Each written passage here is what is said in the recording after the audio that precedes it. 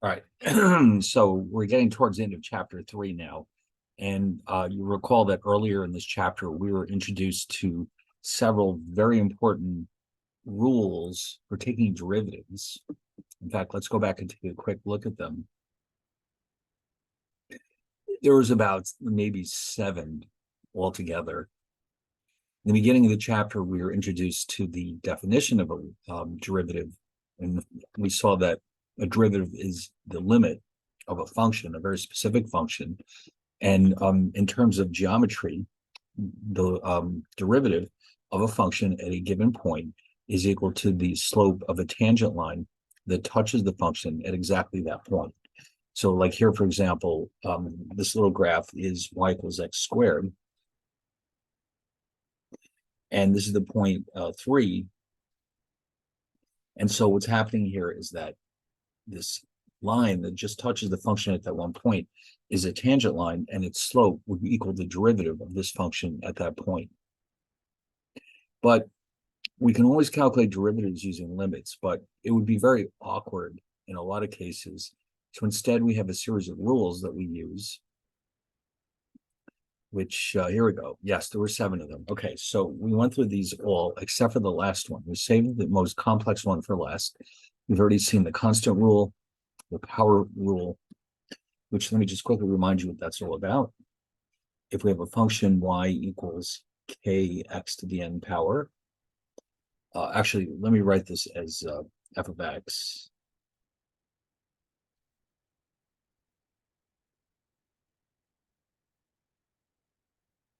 Where k is a constant, the derivative is equal to n times k times x to the n minus 1. All right. The constant rule, by the way, remember, just tells us that if f of x equals some constant k, then the derivative of that function is simply 0. It doesn't matter what the constant is, the derivative is equal to 0. The power rule is the one that you'll be using probably more than any of the others. So it's awfully important to make sure you understand it. And even if you're not, even the problem itself is not really a power rule problem, sometimes it pops up as part of another problem. So this is really one of the more important rules that we'll encounter. We also had sums for, or rules for sums and differences, which are very straightforward. If you recall, if f of x equals g of x plus h of x, then f prime of x is simply the sum of the individual derivatives. And the same thing holds with differences. If f of x is the difference between g of x and h of x, then the derivative is simply the difference of the two derivatives. So that's all number 3. The product rule tells us that if f of x is the product of 2 other derivatives, 2 other functions rather, then we'll have this.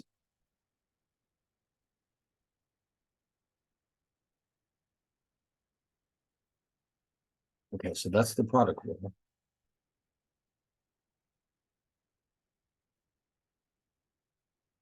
The quotient rule is a bit messier.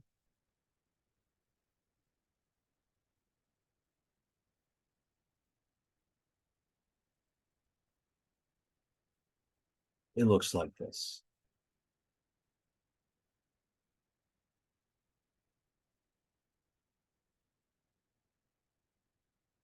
All right.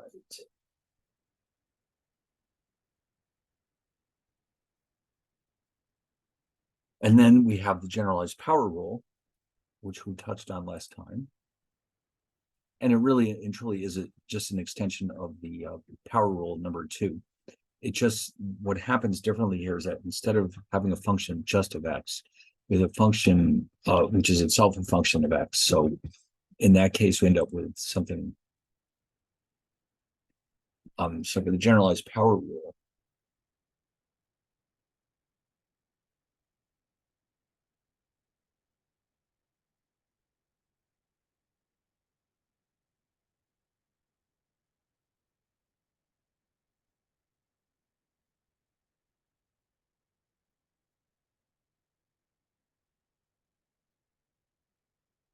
if we write it as g of x to the nth power,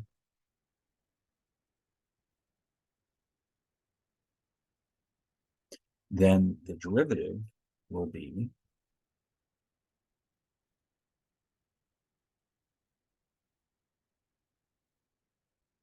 you can see it has similarities with the regular power rule. Now, I do want to mention here that even though it wasn't mentioned in the formal definition of the rule, if there's a constant,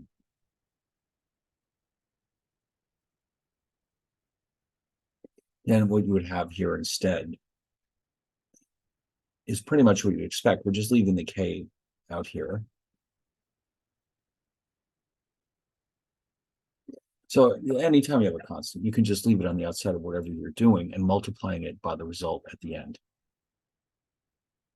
So what that saves us is the one that we haven't looked at yet, the so-called chain rule. And the chain rule is basically, well, actually, what I should say is the generalized power rule is a special case of the chain rule. The chain rule is a very, very general rule. Okay, so we saved it for last because it's very complicated, but it contains all the others as a special case. So let's take a look at this thing. What is this chain rule that's so important?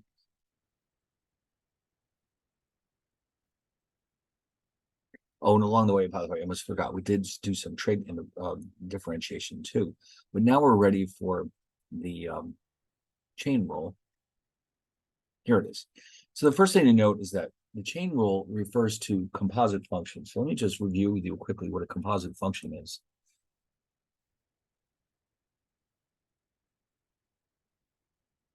A composite function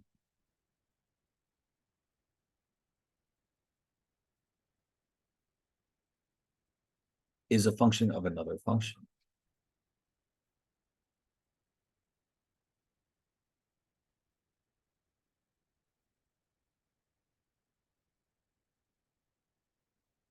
So we can usually write this in one of two equivalent ways. We can have something like this. F of g of x, it's pronounced. Or sometimes you may have seen this written as f with a little circle g, or sometimes it's written like this. They all mean the same thing. And then sometimes you see it written like this.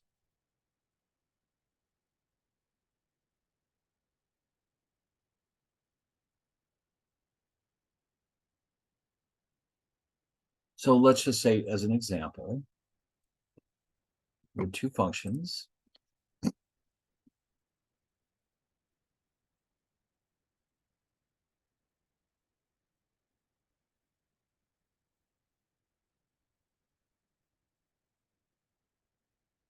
Something like that. Okay, so f of g of x means that what you're doing is you're taking, in the original function f, all the x's are replaced with this g of x. In other words, in this case, you'll have g of x squared plus g of x minus 7. So you think of it as evaluating the function at g of x, and then this would be 3x, the entire expression is squared, plus 3x minus 7.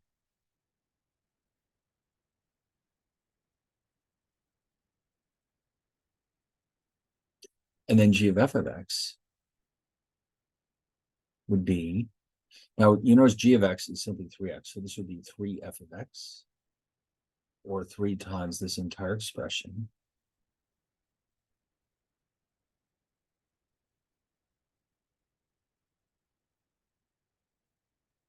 So that's how composite functions work. Okay, now what the chain rule is basically telling us is that if we have a composite function, well, then the chain rule tells us how to take its derivative. Now, there's a couple of different ways we can write this.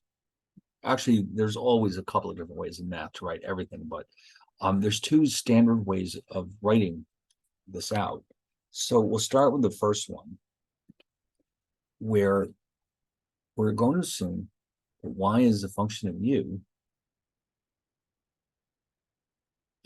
and u itself is a function of g of x, which means that y is a function of g of x. And so the derivative of this composite function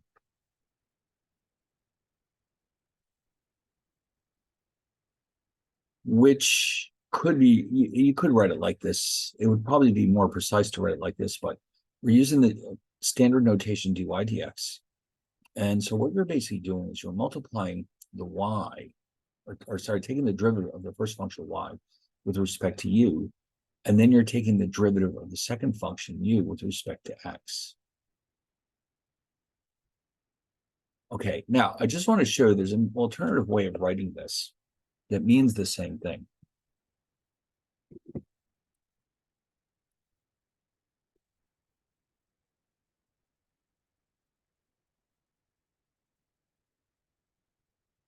Sometimes you see this notation. This is the derivative of this complex compound function, composite function.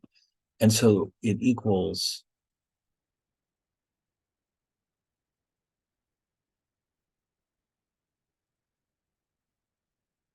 it could be written in the following way. It's the derivative of f of x evaluated at g of x times g prime of x. So any way you look at it, you've got the derivative of the first function with respect to u in this case, and then the derivative of the second function with respect to x. Now, sometimes it's easier to express it this way because you can then use u substitution. So this book prefers to do it this way. But when you get to Calculus 2, you may find that whatever book you're using might be using this approach. The interesting thing about this is that the notations come from two different sources. You might be aware that when Isaac Newton was alive, he did invent calculus in order to help explain the laws of physics that he was working on. But around the same time in Germany, unknown to him, a mathematician named Gottfried Leibniz was also working on his own version of calculus. And so it's hard for historians to say which one of them got there first. But one of the consequences of this is that there's a lot of notation in math or a lot of cases in math where multiple types of notation mean the same thing. And that's because some of them were created by Newton and some of them were created by Gottfried Leibniz. And so they both sort of got absorbed into math. And so that's one of the reasons why we have so many different ways of expressing the same concept, because they came from both Newton and Leibniz. In the same way that English has so many words that mean the same thing, because England was conquered by so many different countries, like the Romans and the Angles and the Saxons and Danes and all the rest. So that's one of the reasons why we have so many words that mean the same thing. So here we have notation, lots of notation that means the same thing. Anyway, so let's look at this case. Suppose that this function is f of x equals y, which is 5x cubed minus 2x squared plus 3, all raised to the fifth power. So we can visualize this as a composite function rather. If we let y is using the notation we had up here, y is a function of u, and u is in turn a function of, I should say g of x.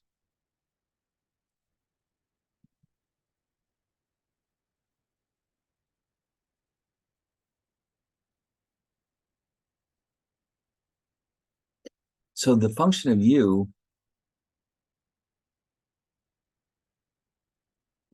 if we think of u as this, then what we can do is say that y is a function of u, specifically it's u to the fifth power. We can then say that u itself is 5x cubed minus 2x squared plus 3. So how does that help us? Well, we're trying to figure out the derivative of this expression. So here's what we have. So once again, y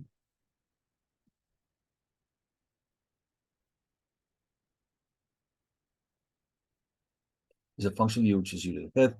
U is a function of x, we'll call it g of x, which was 5x cubed minus 2x squared plus 3. So if you look at this formula again, we're going to use the differential approach. This is Gottfried Leibniz's notation. So what this means then is that dy du, because y equals u to the fifth, dy du must equal 5u to the fourth power. And in turn, since u equals 5x cubed minus 2x squared plus 3, du dx, using the power rule and the constant rule in this case, will end up giving us 15x squared minus 4x. So let's consolidate all of these. This is dy du, this is du dx. So the chain rule is telling us that our final result is the product of these two terms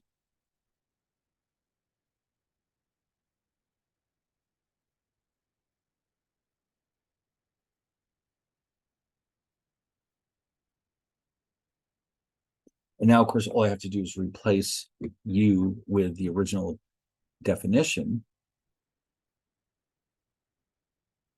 Remember, u is up here. It's 5x cubed minus 2x squared plus 3. So here's what we wind up with.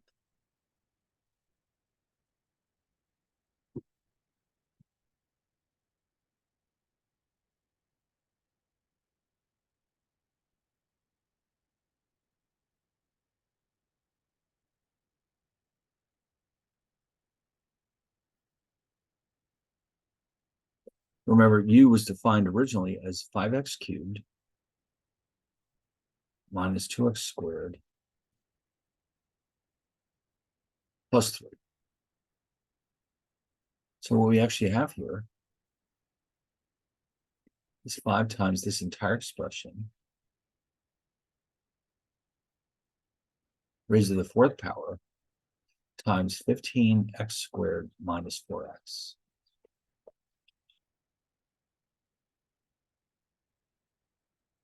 And that means we're done. Now, you can multiply this out if you want. There's really no point unless you need a specific solution here.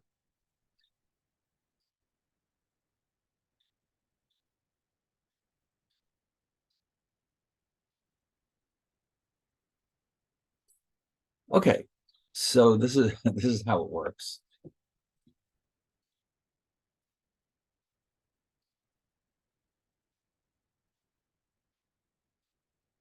Now, here, it may not seem like it, but we can apply the chain rule here too.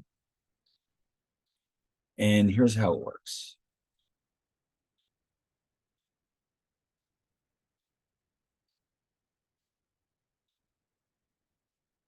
So originally, or formally, we define y to be f of u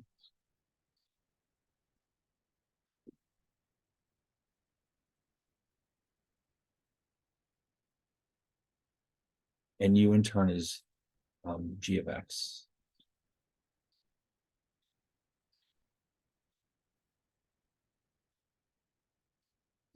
So that means if that's the case, then you can think of this as y equals u cubed, where u itself is the sine of x. Ah, okay, there you go. So in other words, we have to think about this for a minute. In order to write this as a composite function, we have to let y equals u cubed, and then u itself would be the sine.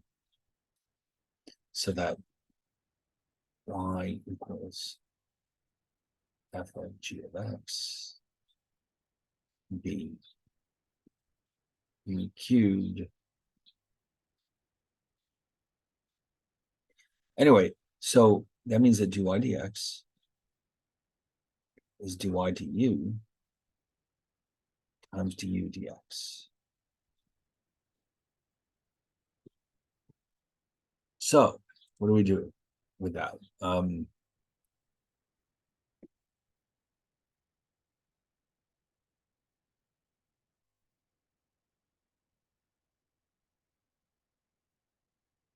once again, is u cubed, u is u is sine of x. And what we're trying to do is find the derivative of this composite function as dy du dx. So dy du, based on the power rule, would be 3u to the second power. Du dx, because we're differentiating sine of x, this equals cosine x.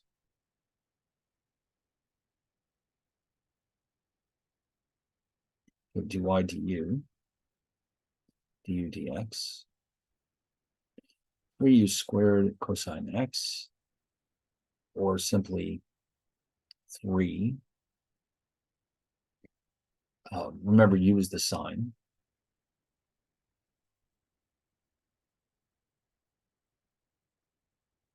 And that would be your final result.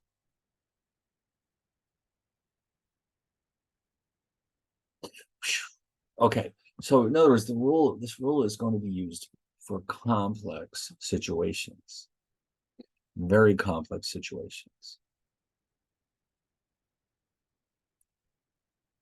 Now, there's a chart in the book. I decided to copy it in here so you can see. If you're taking the derivative of a sine, not of x directly, but of a function of x, then you can write it like over here, the derivative of the sine of g of x is the cosine of g of x times g prime of x. And then you can work your way down the list over here on the right-hand side. If we're going to call this u, then the cosine derivative of sine u would be cosine u du dx. And that, again, you can see the equivalence between the two columns. The difference between the two is that in the one on the right, you have to figure out or supply the value of u. So why don't we grab one at random and see how this works? How about, so first I'll copy this rule down. The derivative of sine of g of x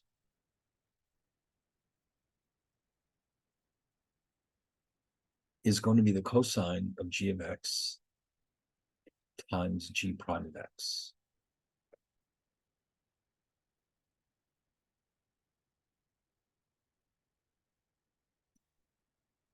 So if you have something like this,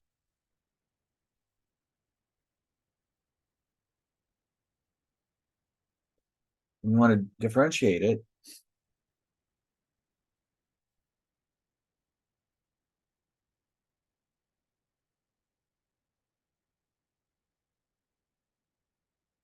Actually, this will be sine of x.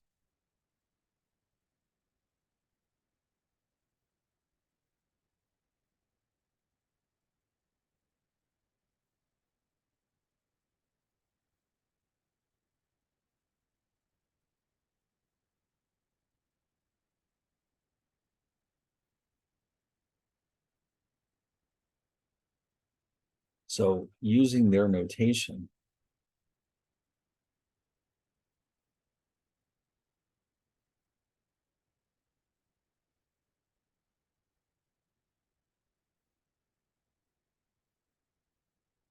actually,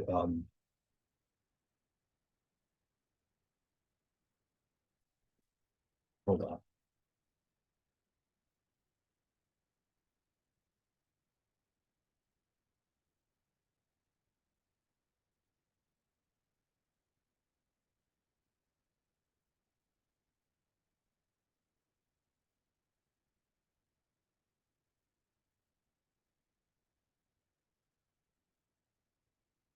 No, it wouldn't work out like this. It would be sine of u, and then the u would be the 3x squared. That's better.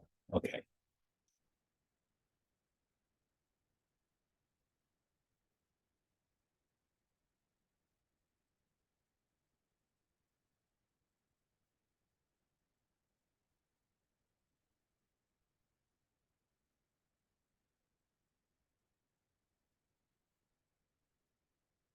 Okay, so this is our composite function.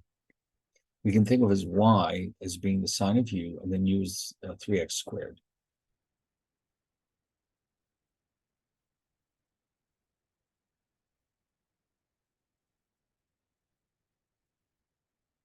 Okay, so y du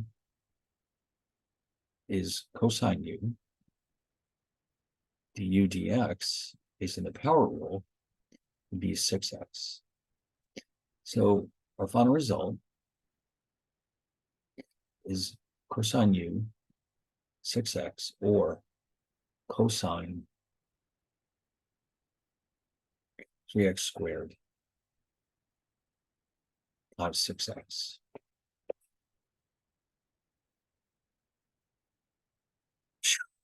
Okay, so yeah, it is kind of tricky to set it up properly, but as long as we recognize that we're starting out with some kind of composite function, then all we really need to do is break it up into those two separate functions, and then the rest is just using this formula. So yes, of course, we'll need a lot of practice. Now, what about inverses? It turns out, interestingly enough, there's an actual rule for taking the derivative of an inverse. So you might recall the notation that we use here. F to the -1 power is the inverse of f. Well, it turns out the derivative of this inverse is 1 over the derivative of the inverse, evaluated at f inverse of x. And of course, this is a consequence of the chain rule. Or here's a slightly simpler way of writing it. Let's let g of x be the inverse of f of x. Then the derivative of that inverse is 1 over f prime of g of x. I think it's easier to do it this way. And then this actually has its own name, the inverse function theorem. By the way, on this slide, for this example we're about to do, they're giving us the function f of x equals 2 over x minus 1. And they're telling us that g of x, which is the inverse of this function, is x plus 2 over x.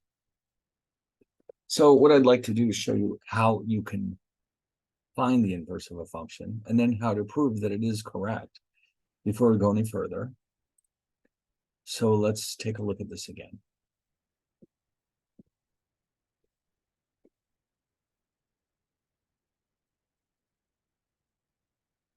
So remember, if f of x is 2 over x minus 1, to find the inverse,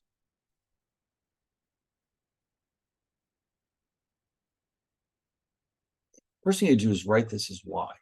You'll see why in a second. It's just easier. And then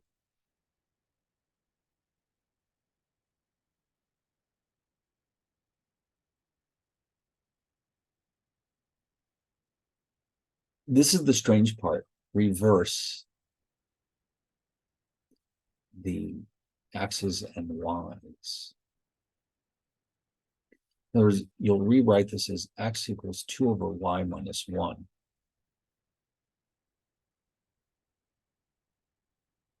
And then solve for y. We'll cross multiply.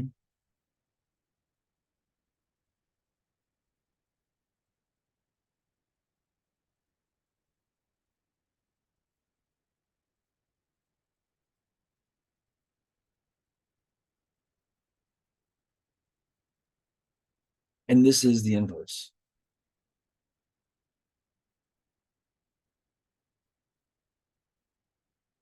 You can write that in a couple of ways, or you can write it as 2 over x plus 1.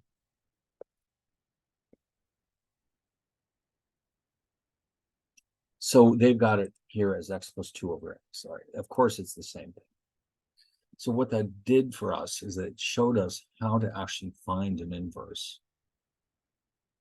And then in order to prove that we did it correctly, this is a two-step process.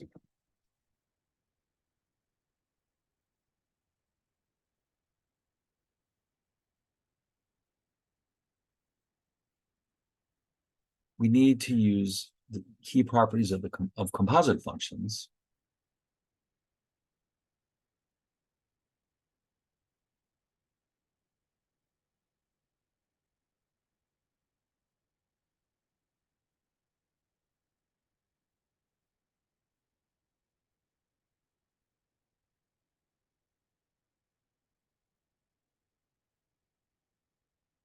Oh, that's interesting.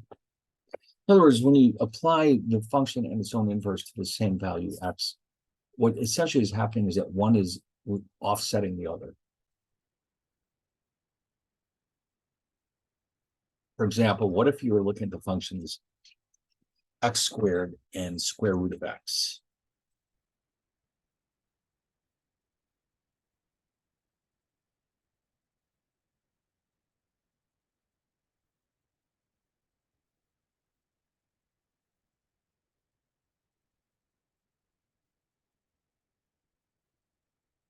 And so that means that f of g of x would mean radical x squared, and g of f of x would be radical x squared. Oh, yeah, it's also x. So inverses essentially do the opposite to each other, and so therefore they offset each other. Squaring a number and then taking it as square root will bring us back to the original value, and taking the square root of the square will do the same thing. So we could do that here if you want. Why not? We just showed, or we claim, that f of x is 2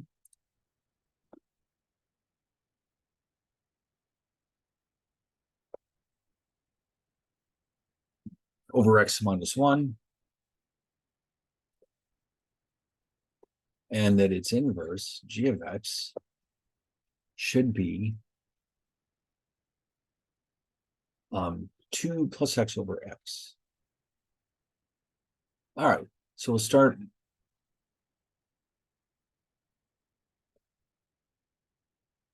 with f of g of x. So that would be 2 of g of x minus 1.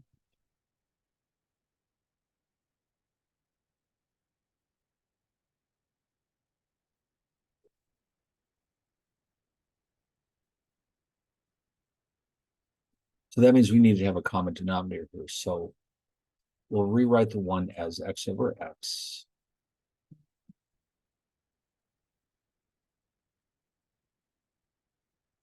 And so we have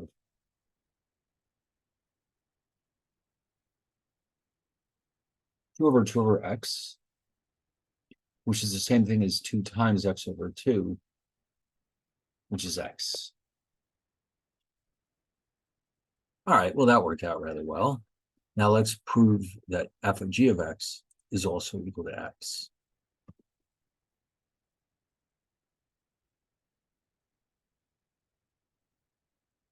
So I just want to quickly remind everyone what these functions were in the first place. 2 over x minus 1.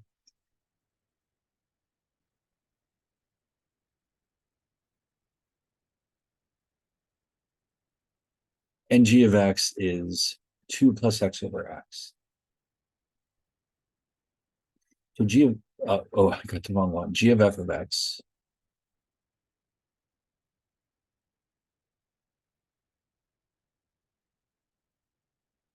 would be 2 plus f of x over f of x.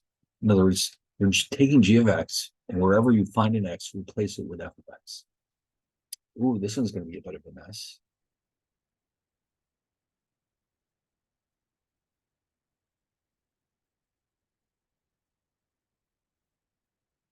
All right, so in the numerator, we need common denominators. So this is what we'll do. Multiply the first term by x minus 1 over x minus 1. Leave the denominator the way it is for now.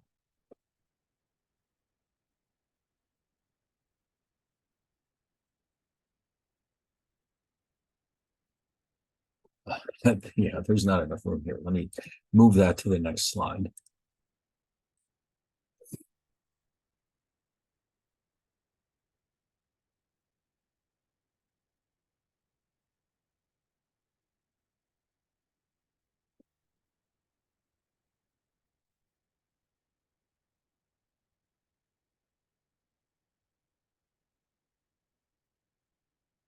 Actually, I thought I might be able to copy it, but no, I'll rewrite the whole thing.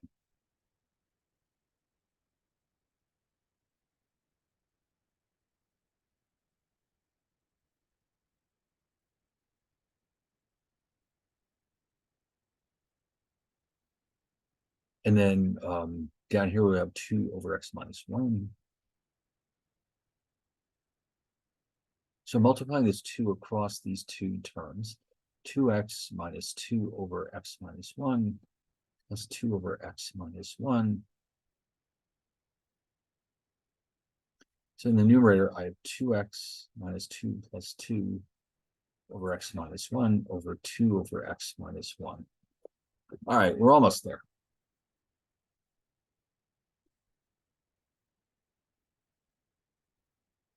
So we'll have 2x over x minus 1 over 2 over x minus 1. Remember, when you have division by a ratio, it's equivalent to multiplying by its inverse. And what do you know? It's x. Okay, so what we proved here is that we correctly found the inverse of f of x. Okay, so the technique that we used, we proved, in other words, that these are indeed inverses of each other. All right, now, what about the derivative, though? That's what we're really after. So let's grab this formula.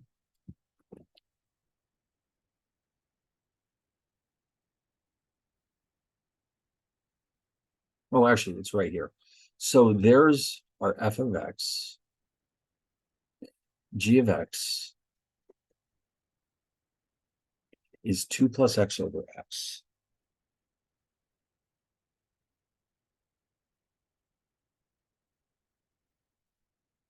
Now, f prime of x, here's what we're going to need to do for that one.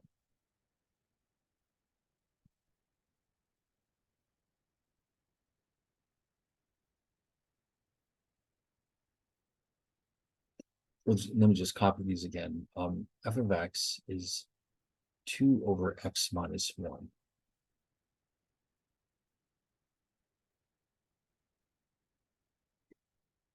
So this f of x could be rewritten as 2x minus 1 to the minus 1.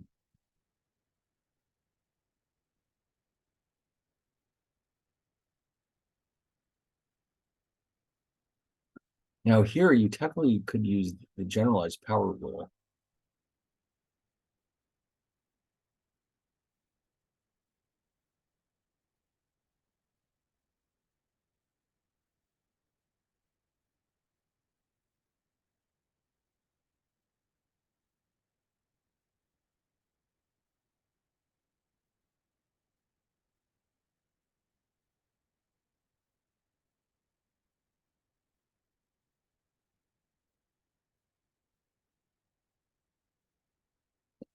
So if you do that, you'll have n is -1, k is 2, g of x is x minus 1. Oh, I left out the n minus 1, sorry.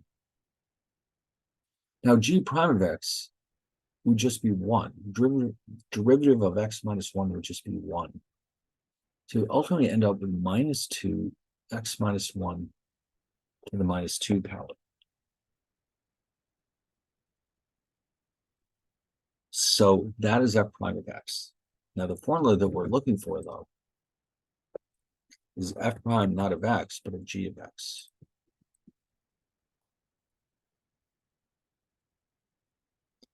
All right, so let's move this to the next slide. So once again, f prime of x is based on the generalized power rule, minus 2, x minus 1 to the minus 2. And g of x is 2 plus x over x.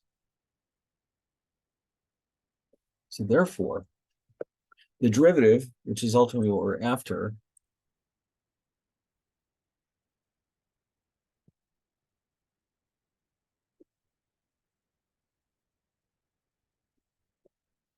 is going to be 1 over.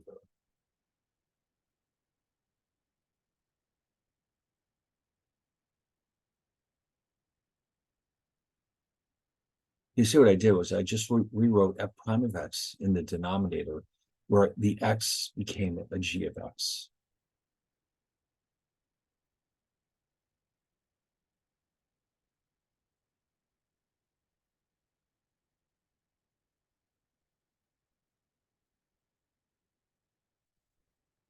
So it looks like a mess, and it kind of is, but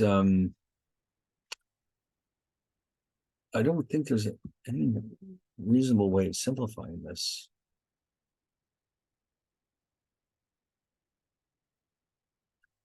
Maybe there is. Let's see.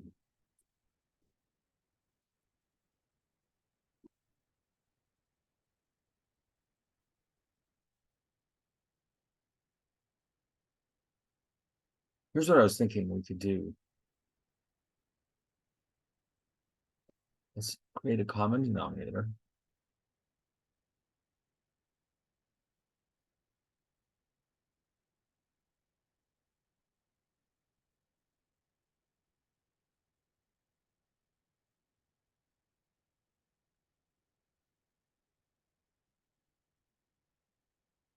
So you actually end up having uh, all right. Anyway, let's just say that's going to have to be good enough. All right. Well, anyway, so that's our introduction to the chain rule. And so we're going to see a lot of it as we go forward. Now, what I've done here is I've created an appendix to this chapter to introduce some more key concepts that we'll need as well.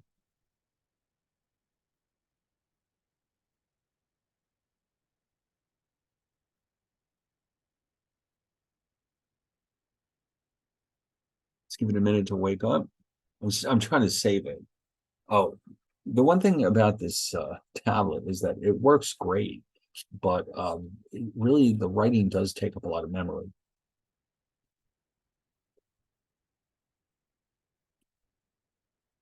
So saving these files can take a while. Anyway, so in this appendix, it's really just the last half of the chapter, but I'm calling it an appendix. We're going to extend what we've just been doing. Like here's a perfect example. We know the power rule very well by now. Here it is. And up to this point, we've been essentially restricting it to cases where n was some integer. It doesn't have to work that way. There's actually no restrictions on n as long as it's a real number, and it's even if it's 0, it doesn't matter. We just wind up with a constant. So what about a case like this? Oh, that exponent is 1 over n. How do you like that? Now, first of all, let's remember what the power rule looks like.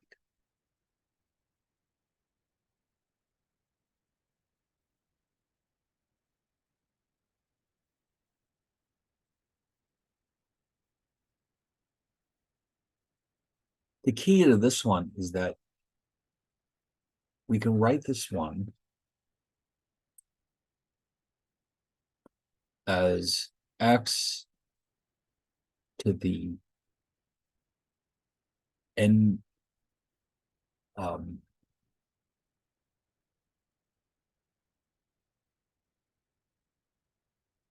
oops, sorry.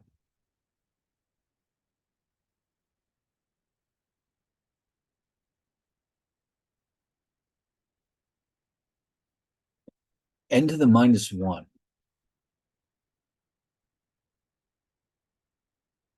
is the same thing as 1 over n.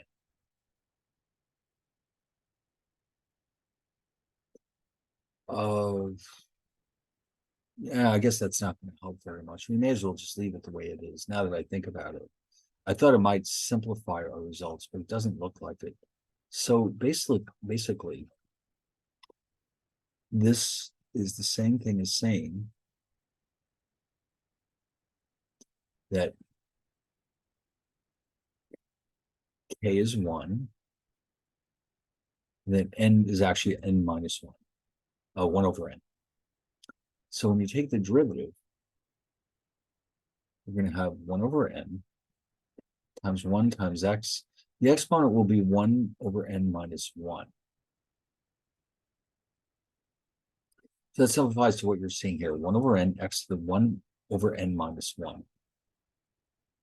Now, if you want to simplify that,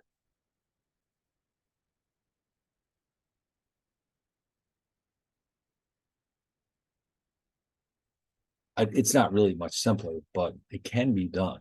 You can rewrite this as 1 minus n over n if you want to. But anyway, what this is basically doing is it's simply telling us that the power rule applies not just to cases where the exponent is an integer. The rule is exactly the same, no matter what that exponent is. And then let's say if something like this, instead of 1 over n, the exponent is m over n. So you're going to wind up with this. All right, because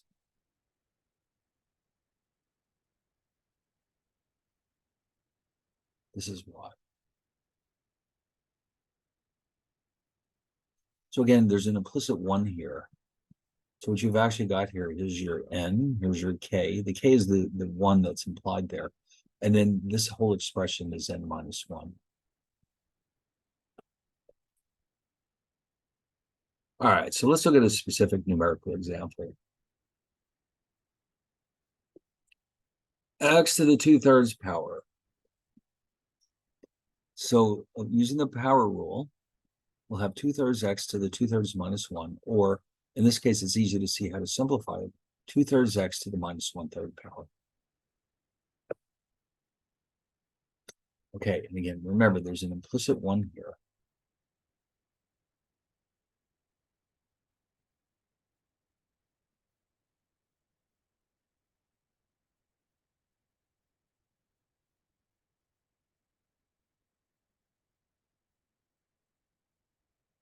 So that's 2/3 1 x to the 2/3 minus 1, or 2/3 x to the minus 1/3. That's it. All right, now here's another interesting one.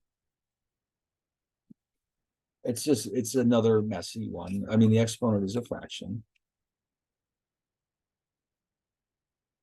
Actually, it's a negative fraction, so it's even a little bit trickier. And what does it look like?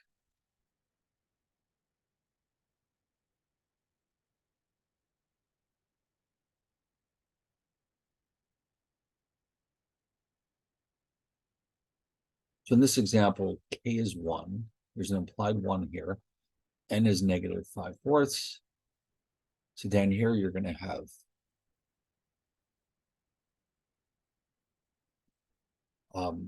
n k, which is 1, x to the n minus 1, which is minus 5/4 minus 1, or negative 9/4.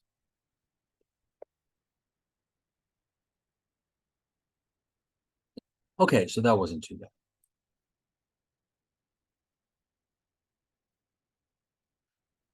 Now here's an interesting one, because it's written a little differently, but it's the same problem. We're basically saying, what is the slope of the tangent line to the function f of x equals x to the 4/5 when x equals 6? So you're doing two things. You're calculating the derivative of the function, and then you're finding its value at that point, x equals 6. So once again, using the power rule,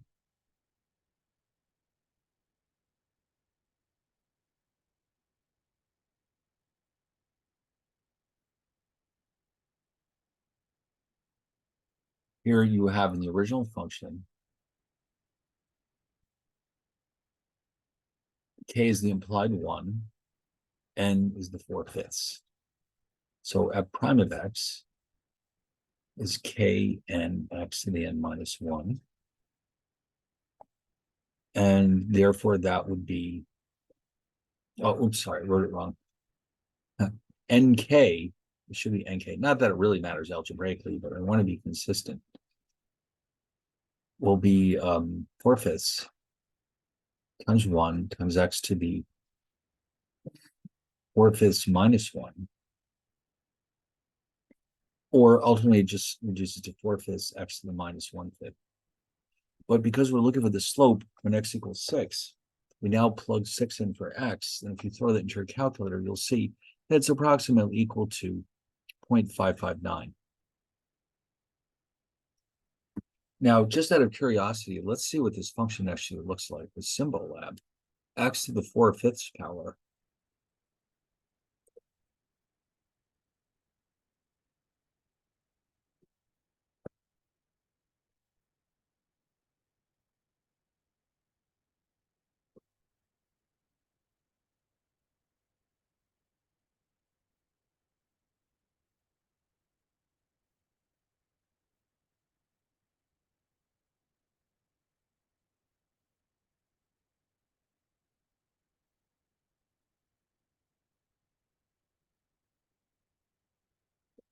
Now that's weird. I wasn't expecting that. Look at that thing. It's very bizarre. How do you like that? And so when x equals 6, y is approximately equal to, what is that, about 4 something. Oh, sorry. What am I saying? No, that's what it would be if we were looking at the actual function. We're looking at the tangent line. Okay, that's why it's different. Yes. And the tangent line, whatever it is, when x equals 6, the tangent line has a slope of approximately 0.559. Okay. Now here's something you might not have thought about for a long time: inverse trig functions. Though, so how does this work? Well, let's see. Let's say that you know that the sine of 90. I think we all had these memorized at one time, but I'm going to just go to my calculator. I don't think I still have these memorized, because realistically, trig is something that's really very specialized. Anyway, oh, it's just 1. All right, that's nice and easy. So the sine of 90 is 1. So this tells me that the arc sine, it's called,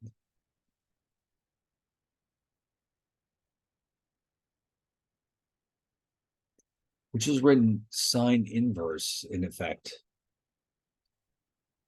or sometimes it's just written in English as arc sine, is 90. So how do you interpret this arc sine function? It's what it's saying is that you want to know which angle has a sine of 90.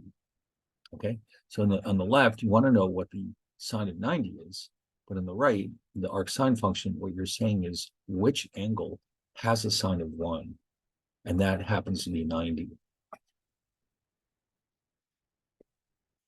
Then we also have an arc cosine, we have an arc tangent. They all work the same way. And so anyway, here's an example. That came from the book, by the way. So what they're trying to get at here is that the sine of theta, which is an angle, is opposite over hypotenuse. But the arc sine of the opposite over the hypotenuse gives us back the original angle of theta. That's why this table, what this is trying to tell us. Now here, they're saying that, oops, if the sine is 30, of 30 rather, is a half, then the arc sine of a half must be 30. Similarly, if the cosine of 90 is 0, then the arc cosine of 0 is 90. And then finally, one more. if the tangent of 45 degrees is 1, which it is, the arc tangent of 1 would be 45. Now, what is this building up to? All of these arc functions have themselves derivatives. In other words, there's formulas for all of these arc cosine, arc sine, all the rest.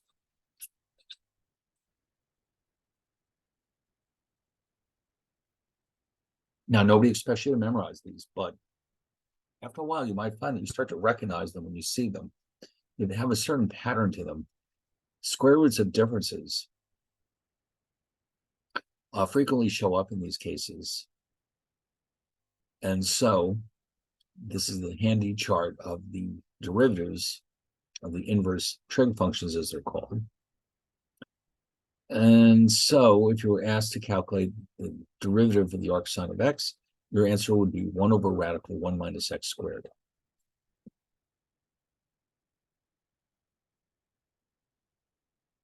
Now, here's where it gets interesting, though. What if instead of x, it's some function of x?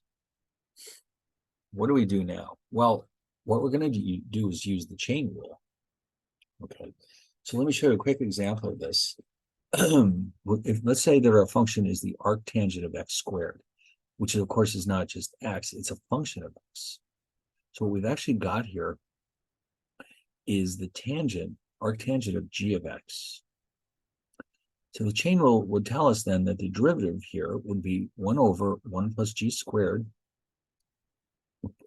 And if this was just the tangent of x, that would be your final answer. 1 over 1 plus x squared. But it's not. So we also need this g prime of x here. Okay, so there's the chain rule essentially is allowing us, and because again, this could be thought of as a composite function.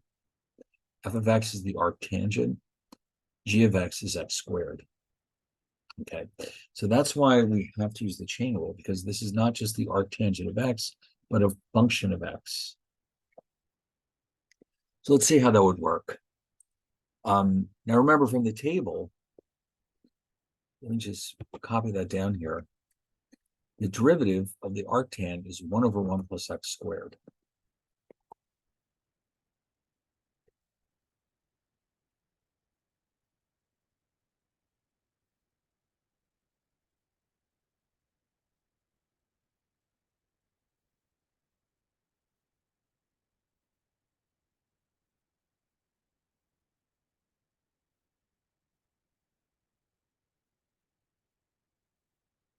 So, but because this is not x, it's x squared.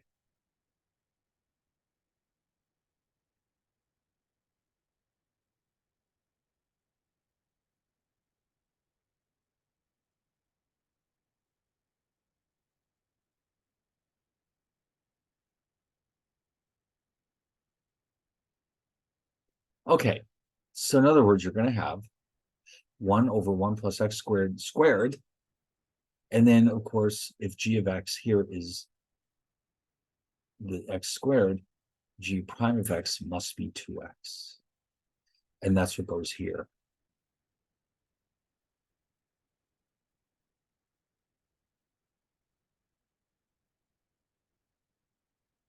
So that's what we're looking at here. 1 over 1 plus g of x squared times g prime of x. And then when you write it all out, this is your final result. Ooh, now we're getting into some deep waters. But at least you always know exactly what you're supposed to do, because, you know, there's nothing tricky about these, because it's going to tell you right up front that you're taking a derivative of an inverse function, and then you basically will look it up in the chart. If it's not x, but g of x, then whatever you get out of the chart has to be updated like this one. Okay, all the x's become g of x's, and then you also need that g prime of x at the end. Anyway, so we'll see many more examples of this as we go along. So this appendix has quite a few more interesting topics. What's going to come after this in chapter 4 is several applications of derivatives in the real world, so we can start to see what this stuff is for. But I don't think there's any point in rushing this. We can stop right here. And then when we get back, we'll finish up this appendix, and then we'll start to take a peek at the applications in chapter 4. Okay, so I'll see you all then.